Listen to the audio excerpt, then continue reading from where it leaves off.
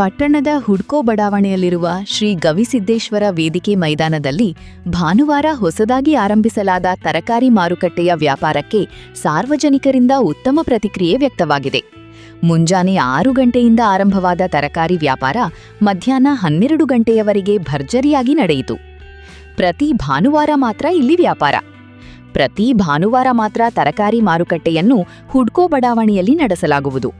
ಇದೇ ವೇಳೆಯಲ್ಲಿ ಪುರಸಭೆಯ ವತಿಯಿಂದ ಬಿಇಒ ಆಫೀಸಿನ ಮುಂದೆ ನಡೆಯುವ ತರಕಾರಿ ಮಾರುಕಟ್ಟೆ ಸ್ಥಳವನ್ನು ಸಂಪೂರ್ಣವಾಗಿ ಸ್ವಚ್ಛಗೊಳಿಸುವ ಕೆಲಸ ಮಾಡಲಾಗುವುದು.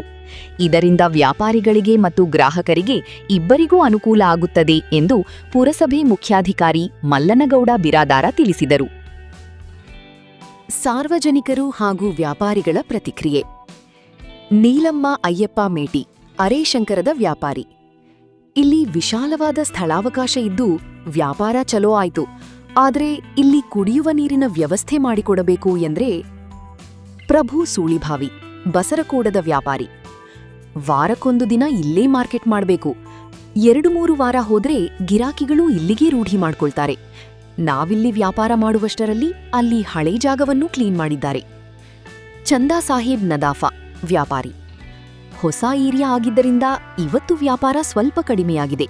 ಇನ್ನು 2-3 ವಾರ ಕಳೆದ್ರೆ ಜನ ಹೆಚ್ಚಾಗುತ್ತಾರೆ. ಸಂಗಮ್ಮ ಹನುಮಂತರಾಯ ದೇವರಳ್ಳಿ, ಮಾಜಿ ಪುರಸಭೆ ಸದಸ್ಯೆ. ಹುಡ್ಕೋ ಬಡಾವಣೆಯಲ್ಲಿ ತರಕಾರಿ ವ್ಯಾಪಾರ ಶುರು ಮಾಡಬೇಕೆಂದು ಬಹಳ ದಿನಗಳಿಂದ ಪ್ರಯತ್ನಪಟ್ಟು ಮುಖ್ಯಾಧಿಕಾರಿಗಳಿಗೆ ಮನವಿ ಮಾಡಿದ್ದೆವು. ಇಲ್ಲಿ ವ್ಯಾಪಾರ ಆರಂಭವಾಗಿರುವುದು ತುಂಬಾ ಖುಷಿ ತಂದಿದೆ ಎಂದರು. ಅಮರೇಶ ಗೂಳಿ, ಅಧ್ಯಕ್ಷರು, ಹಸಿರು ತೋರಣ ಗೆಳೆಯರ ಬಳಗ. ಹುಡ್ಕೋ, ನಾಯನೇಗಲಿ ಹಾಗೂ ಹೆವನ್ ಸಿಟಿ ಬಡಾವಣೆಯ ಜನರಿಗೆ ಕೆಳಗಿನ ಹಳೆ ಮಾರುಕಟ್ಟೆ ತುಂಬಾ ದೂರವಾಗುತ್ತಿತ್ತು. ಇಲ್ಲಿ ವಾರಕ್ಕೊಮ್ಮೆ ಸಂತೆ ಶುರುವಾಗಿರುವುದು ಎಲ್ಲರಿಗೂ ಅನುಕೂಲವಾಗಿದೆ ಎಂದರು. ಟ್ರಾಫಿಕ್ ಮುಕ್ತ ಮತ್ತು ಸ್ವಚ್ಛ ಪರಿಸರ. ಮಾರುತಿ ನಗರದಲ್ಲಿ ನಡೆಯುತ್ತಿದ್ದ ತರಕಾರಿ ಸಂತೆಯಿಂದಾಗಿ ಎಲ್ಲಾ ತರಕಾರಿ ಗಾಡಿಗಳು ರಸ್ತೆಗೆ ನಿಲ್ಲುತ್ತಿದ್ದವು. ಇದರಿಂದ ಪಟ್ಟಣದಲ್ಲಿ ತೀವ್ರ ಟ್ರಾಫಿಕ್ ಸಮಸ್ಯೆ ಎದುರಾಗುತ್ತಿತ್ತು. ಹೊಸ ಮೈದಾನದಲ್ಲಿ ಬೇಕಾದಷ್ಟು ಜಾಗವಿದೆ.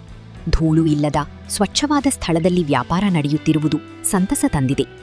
ಪ್ರತಿ ವಾರಕ್ಕೊಮ್ಮೆ ಹುಡ್ಕೋ ಬಡಾವಣೆಯಲ್ಲಿ ವ್ಯಾಪಾರ ಸುಗಮವಾಗಿ ನಡೆಯುವಂತೆ ಪೊಲೀಸ್ ಇಲಾಖೆಯಿಂದ ಸಂಪೂರ್ಣ ಸಹಕಾರ ನೀಡಲಾಗುವುದು ಎಂದು ಕ್ರೈಂ ಬ್ರಾಂಚ್ ಪಿಎಸ್ಐ ಆರ್ಎಸ್ ಬಂಗಿ ತಿಳಿಸಿದ್ದಾರೆ.